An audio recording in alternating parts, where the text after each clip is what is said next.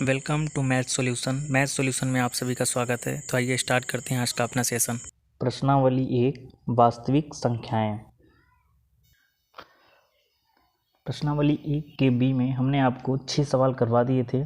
आज है 7वां सवाल जो कह रहा है नीचे दी गई आकृति में x तथा y के मान ज्ञात कीजिए।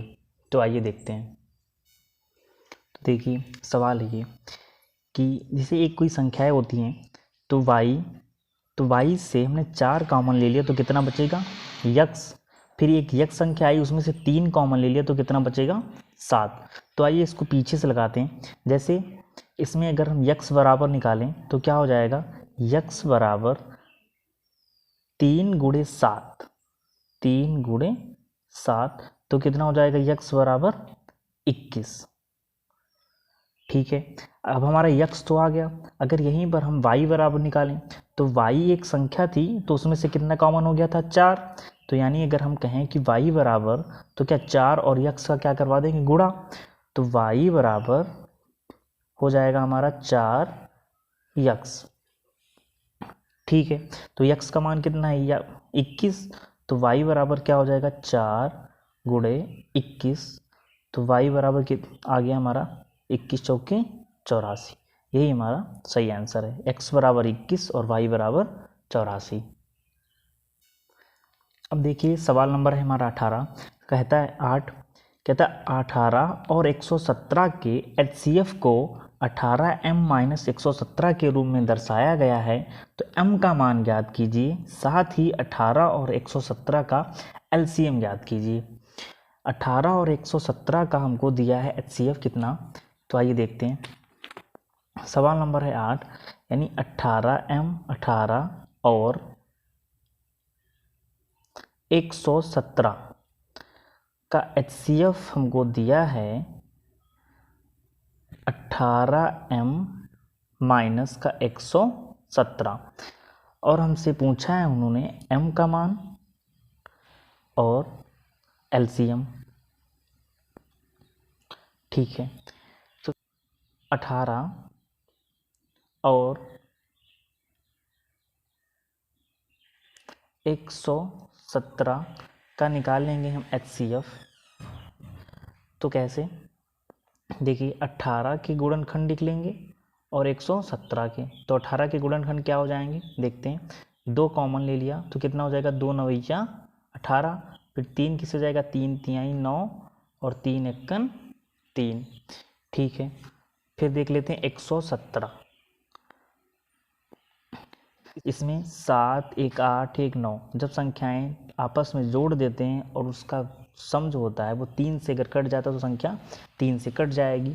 जैसे 3 तो 3 तिहाई 9, 2 बच गया और हो गया 27, 3 नवैया 27। फिर से 3 कॉमन ले लिया तो 3 एकन 3 और 3 तिया 9। अब 13 एक अभाज्य संख्या है तो 13 एकन 13। देखिए 18 के अभाज्य गुणनखंड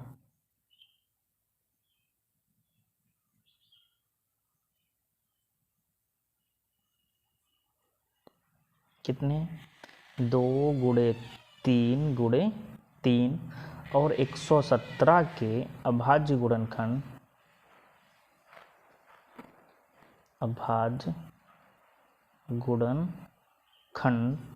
है हमारी कितने 3 गुणे 3 गुणे 13। अब इनमें जो उभयनिष्ठ गुणनखंड है, उभयनिष्ठ गुणनखंड का मतलब है जो दोनों लोगों में कॉमन हो जाए। उभयनिष्ठ गुणनखंड उसी को हम मासा कहते हैं, HCF जिसको गुणनखंड। क्या है 3 एक बार है, यहाँ पे भी 2 बार है, 3 3 तो कितना हो गया 3 गुणे 3 9। इसको हम क्या कहते हैं HCF। अतः HCF हमारा कितना आ गया 9, जो कि HCF कितना आ गया 9, जो कि हमको दिया है कितना 18m-117 के बराबर है। तो m-117 के बराबर क्या है 9। ठीक है, अब 117 को आप उधर लेके जाएंगे तो ये जाएगा 18m बराबर 9। 117 उधर जाएगा तो काहे में हो जाएगा प्लस में, क्योंकि इधर है तो माइनस में। तो 18m बराबर 117 और 9 कितना हो गया 126। तो m बराबर कितना हो जाएगा 18 सत्ती 126। m बराबर कितना आ गया 7। ठीक है, तो आगे देखते हैं। अब देखिए m बराबर आ गया हमारा 7। तो एक सूत्र है दो संख्याओं का गुणनफल, दो संख्याओं का गुणनफल, दो संख्याओं का गुणनफल बराबर होता है HCF गुणे LCM के। तो देखिए HCF हमारा कितना है, HCF है हमारा 9 और संख्याएं क्या हैं 18 और 117। तो संख्या रख दी 18 गुणे 117 बराबर HCF का मान कितना है 9। तो LCM का मान हम यहीं से निकाल लेते हैं। तो LCM 18 है, तो LCM बराबर क्या हो जाएगा 9 आ जाएगा किसके, इसके बटे में। तो 18 गुणे 117 बटे में क्या हो गया 9 बराबर कितना है LCM, यानी 9 1 9 और 9 दूनी 18। तो LCM जो है वो कितना आ जाएगा 117 दूनी 234। यही आपका सही आंसर है। तो आइए देखते हैं सवाल नंबर 9, जो कहता है कि जांच कीजिए कि क्या किसी प्राकृत संख्या n के लिए संख्या 6 की पावर m अंक 0 पर समाप्त हो सकती है। तो आइए देखते हैं। सवाल नंबर है 9। ठीक है, जैसे हम जानते हैं कि 6 के अभाज्य गुणनखंड क्या होते हैं, लिख लीजिए। हम जानते हैं, बहुत ही इंपॉर्टेंट क्वेश्चन है। हम जानते हैं कि 6 के अभाज्य गुणनखंड, 6 के अभाज्य गुणनखंड क्या होते हैं भाई, 2 गुणे 3 है। अतः 6 की घात n को हम 2 गुणे 3 की घात n लिख सकते हैं। ठीक है, इससे ये स्पष्ट हो जाता है कि 6 की घात n के जो अभाज्य गुणनखंड में 5 तो नहीं आएगा, क्योंकि 6 से कटता है 2 और 3 से। तो लिख लीजिए, इससे स्पष्ट है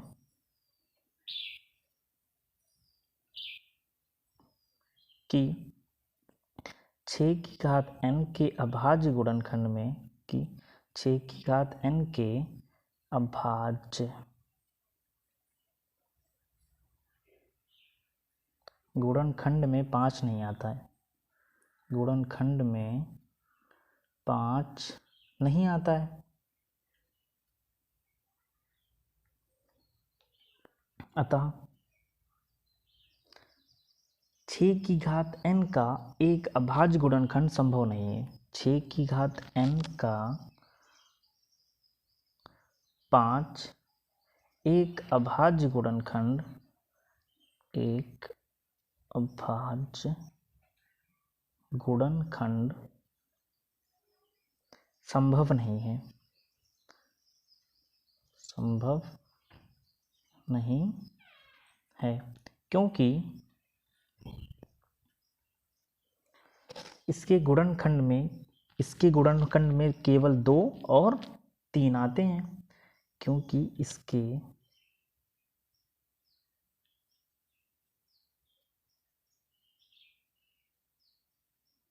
गुणनखंड में केवल 2, 3 आते हैं।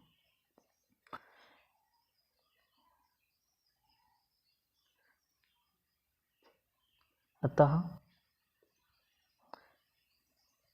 गुणनखंड जो 2 तथा 3 के घात के होंगे, गुणनखंड 2 तथा 3 के घात के होंगे।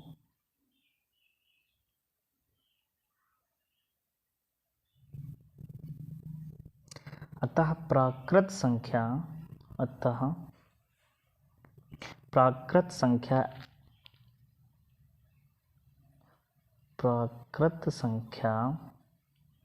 n का कोई भी मान, n का कोई भी मान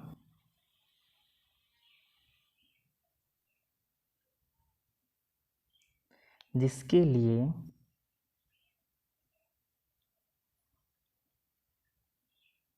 छः की घात n अंक शून्य पर समाप्त हो।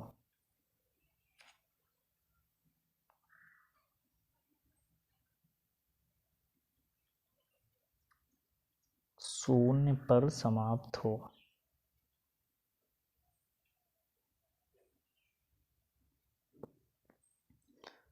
तो आई होप ये समझ में आया होगा कि जो 6 के अभाज्य गुणनखंड हैं वो होते हैं 2 गुणे 3। तो 6 की घात जो n है वो 2 गुणे 3 की घात क्या हो जाएगा n। अब 6 का 5 तो कोई अभाज्य गुणनखंड है नहीं, तो इसका मतलब जो 6 की घात n है अंक शून्य पर कभी समाप्त नहीं होगा। ठीक है, आइए सवाल नंबर देखते हैं। अगला जो है, व्याख्या कीजिए कि 7 गुणे 13 गुणे 13 प्लस 13 और 7 गुणे 6 गुणे 5 गुणे 4 गुणे 3 गुणे 2 गुणे 1 प्लस 5 संख्याएं भाज्य संख्याएं क्यों हैं। तो ठीक है, आइए देखते हैं। तो देखिए 7 गुणे 11 गुणे 13 प्लस 13, इसमें से दोनों में से हम 13 कॉमन ले सकते हैं, तो ले लिया। 7 गुणे 11 प्लस में कितना बच गया 1। ठीक है, तो 11 सती 77 और 1 78, यानी 13 गुणे 78 कर लीजिए इनकी गुणा। 13 अट्ठी 104 और 13 सत्ती 91, 91 और 10 101, तो ये हो गया 1014। अब देख लीजिए ये वाली संख्या जो कि क्या है, भाज्य है, जो कि भाज्य है। ठीक है, देख लीजिए 7 गुणे 6 गुणे 5 गुणे 4 गुणे 3 गुणे 2 गुणे 1 प्लस 5, इनमें से हम 5 कॉमन ले लें। ठीक है, ले लिया, तो कितना 7 गुणे 6 गुणे 4 गुणे 3 गुणे 2 गुणे 1 प्लस में बच गया 1। ठीक है, अब हम इनकी करवा देते हैं गुणा। कितना आएगा, 7 छंग 42, 42 गुणे 4 तियाँ 12 दूनी 24। ठीक है, प्लस में 1, तो 5 और 42 और 24 की कर लें गुणा, तो 24 और 24 चक्कू 96, 96 और 4 100 प्लस 1। ठीक है, तो कितना हो गया 5 गुणे 1009, तो 5 नवैया 45 के 5, फिर 0 हो गया और 0, 5 एकन 5। अब देखिए ये भी 5 से विभाज्य हो जाएगा, तो ये भी भाज्य संख्या हो जाएगी, जो कि एक भाज्य संख्या है। ठीक है, तो ये भी क्या हो गई, एक भाज्य संख्या हो गई और ये भी एक भाज्य संख्या है, तो ये दोनों संख्याएं भाज्य संख्याएं हैं। ठीक है, तो आइए अगला देखते हैं सवाल नंबर 11। ठीक है, तो देखिए सवाल नंबर 11, किसी खेल के मैदान के चारों ओर एक वृत्ताकार पथ है। इस मैदान का एक चक्कर लगाने में सोनिया को 18 मिनट लग जाते हैं, जबकि इसी मैदान का एक चक्कर लगाने में रवि को 12 मिनट लगते हैं। मान लीजिए कि वे दोनों एक ही स्थान और एक ही समय पर चलना प्रारंभ करके एक ही दिशा में चलते हैं। कितने समय बाद वे दोनों पुनः प्रारंभिक स्थान पर मिलेंगे। तो ठीक है, देखते हैं। हम देखिए सोनिया को एक चक्कर लगाने में कितना टाइम लग रहा है, 18 मिनट। तो सोनिया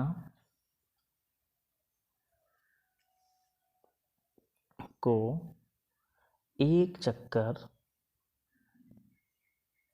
लगाने में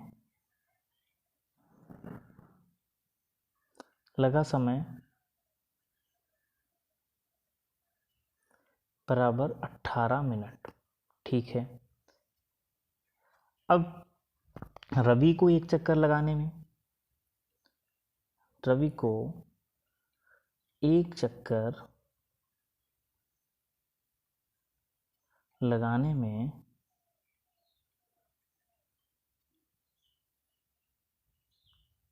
लगा समय वो है 12 मिनट। वे पुनः प्रारंभिक बिंदु पर 18 तथा 12 मिनट के सबसे न्यूनतम उभयनिष्ठ गुणन पर मिलेंगे। अतः 18 और 12 का हमको ज्ञात करना होगा लासा। ठीक है, तो देख लीजिए 18 के गुणनखंड, 18 के अभाज्य गुणनखंड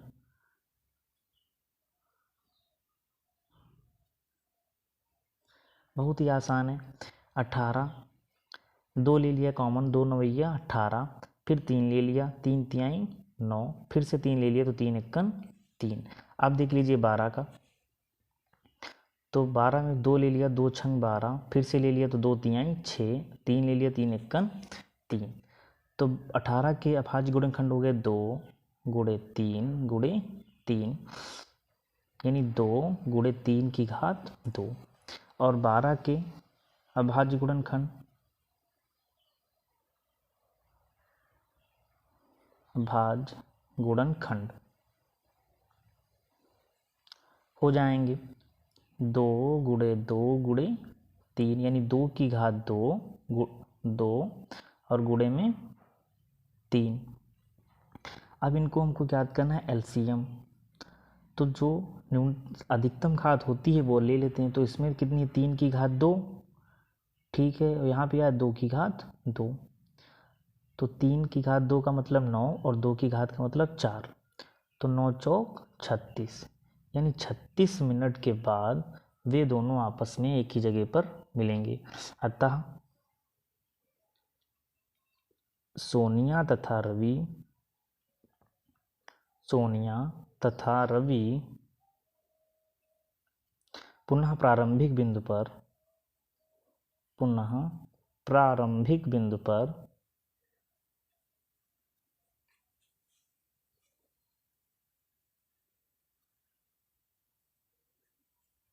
बिंदु पर 36 मिनट के बाद मिलेंगे, 36 मिनट बाद मिलेंगे।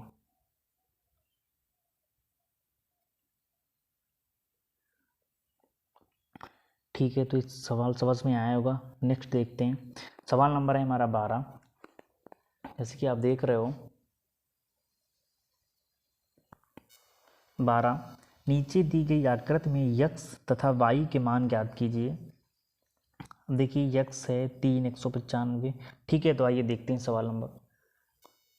तो ठीक है, देखिए सवाल नंबर 12, इसमें कोई एक्स एक संख्या थी, उसमें से 3 कॉमन ले लिया तो कितना बचा भाई 195। फिर 195 से 3 कॉमन ले लिया गया तो बच गया 22, और 22 से जब 5 कॉमन ले लिया गया तो बच गया 13। ऐसे सवालों को अगर हम पीछे से लगाएं तो कितने आसान तरीके से लग जाता है। जैसे वाई एक संख्या थी, इससे कितना कॉमन ले लिया 5, जब 5 कॉमन ले लिया तो बच गया 13। यानी इसका मतलब ये हुआ कि इनका और इनका अगर हम आपस में मल्टीपल करवा दें तो आ जाएगी संख्या हमारी वाई। तो ठीक है, देखिए तो वाई बराबर क्या हो जाएगा 5 गुणे 13, तो वाई बराबर आ जाएगा 13 पच्चे 65। ठीक है, अब वाई बराबर तो हमारा आ गया, अब चाहिए आपको कितना यक्स। अब यक्स का मतलब हो जाएगा कि यक्स बराबर एक्स से कॉमन लिया गया था 3, तो बचा कितना था 195। तो यक्स का मान हो जाएगा, इनका और इनका आपस में मल्टीपल ही तो यक्स है। तो ठीक है, यक्स बराबर निकाल दीजिए, यक्स बराबर क्या हो जाएगा 3 गुणे 195। ठीक है, तो 3 की 195 से कर दे गुणा, तो 3 पच्चे 15, 15 के 5, 3 नवैया 27, 27 और 1 28, हासिल आया 2, 3 एकन 3 और 2 5। यक्स बराबर हो जाएगा 585 और वाई बराबर हो जाएगा 65। तो ठीक है, देखिए आप सवाल नंबर 13, व्याख्या कीजिए कि 7 गुणे 13 गुणे 11 प्लस 11 और 7 गुणे 6 गुणे 5 गुणे 4 गुणे 3 गुणे 2 गुणे 1 प्लस 3 भाज्य संख्याएं क्यों। ऐसा भी हम एक सवाल लगा के हैं, सवाल नंबर 10, ये बिल्कुल सेम एक जैसा है। तो ठीक है, आइए देखते हैं। ठीक है, तो देखिए व्याख्या कीजिए कि 7 गुणे 13 गुणे 11 प्लस 11, तो ठीक है, और 7 गुणे 6 गुणे 5 गुणे 4, यानी ये वाला देख लेते हैं 7 गुणे 13 गुणे 11 प्लस 11। इसमें से 11 हम कॉमन ले लेते हैं, 11, तो कितना बच गया 7 गुणे 13 प्लस 1। ठीक है, तो 13 सती 91 प्लस 1 और गुणे में कितना है 11, यानी 11 गुणे 91 और 1 92। तो 11 दूनी 22 और 11 नवैया 99 और 2 101, 1012, जो कि एक भाज्य संख्या है। ठीक है, तो अगला देखते हैं, जो कि एक भाज्य संख्या है।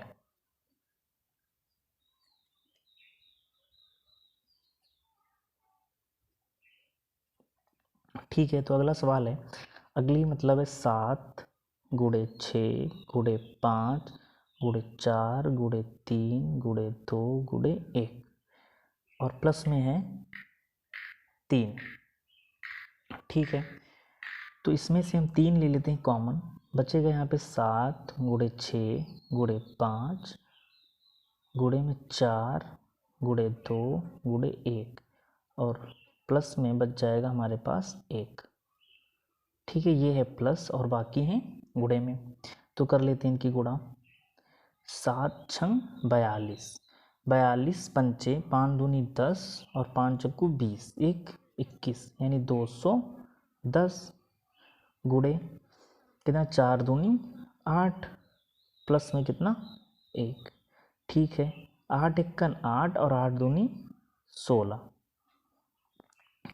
और प्लस 0, ये हो गया 0 और प्लस में है 1 और गुणे में कितना है 3, यानी 3 गुणे हो जाएगा 1681।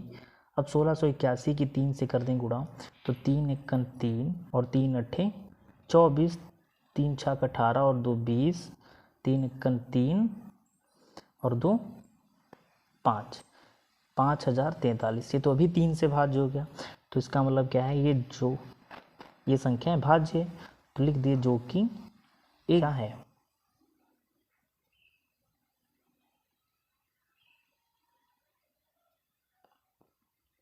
ये भी सिद्ध हो गया।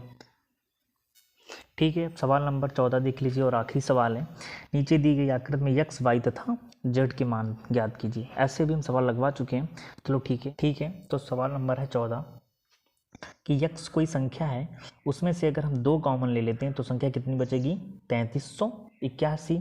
फिर इसी तरीके से एक 3381 संख्या थी, उसमें से 3 कॉमन ले लिया तो बचेगा हमारा y। फिर एक y संख्या थी, उससे क्या 7 कॉमन ले लिया, फिर कितना बचा 161। उसी प्रकार से 161 से अगर 7 कॉमन लेंगे तो बच जाएगा हमारा z। ठीक है, तो देखिए, चाहे इसको इधर से लगा लीजिए या पीछे से लगा लीजिए, दोनों एकदम सही है। ठीक है, अब चाहे इसको आगे से लगा लें या चाहे पीछे से लगा लें, दोनों एकदम सही तरीके से लगेगा। चलो आइए, हम पीछे से लगाए थे पहला भी, तो ये भी पीछे से लगा देते। देखो 161 एक संख्या थी, उसमें से 7 कॉमन लिया था, बचा कितना था z, यानी 7 और z आप कह सकते हो कि 7z जो है वो बराबर है किस 161 के, तो z बराबर हो जाएगा 161/7।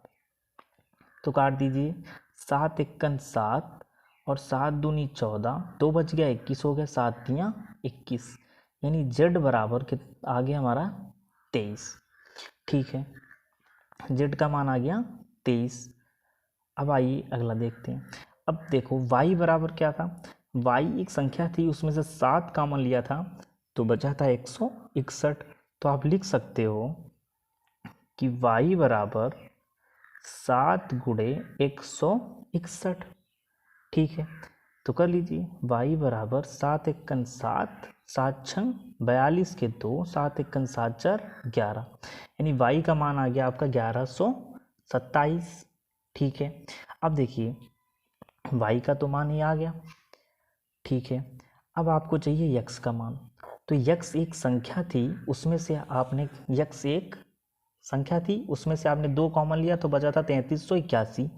इसका मतलब ये हुआ कि 3381 और 2 का मल्टीपल ही कितना है x है। तो ठीक है, कर लीजिए, x बराबर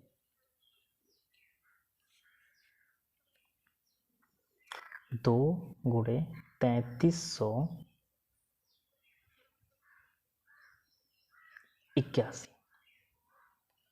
तो यक्स बराबर हमारा आ जाएगा 2 एकन 2, 2 अट्ठी 16, 2 तियाँ 6, 1 7, 2 तियाँ 6, यानी यक्स का मान आ गया 2700, नहीं 2 एकन 2, 2 अट्ठी 16 के 6, 2 तियाँ 6, 1 7, 2 तियाँ 6, 6762, यानी 6762। ये हो गया यक्स का मान। वाई का मान हमारा आया था 1127 और जेड का मान आया है 23। तो ठीक है, आई होप ये आपको सब कुछ समझ में आया होगा। तो मिलते हैं नेक्स्ट वीडियो के साथ। Thank you.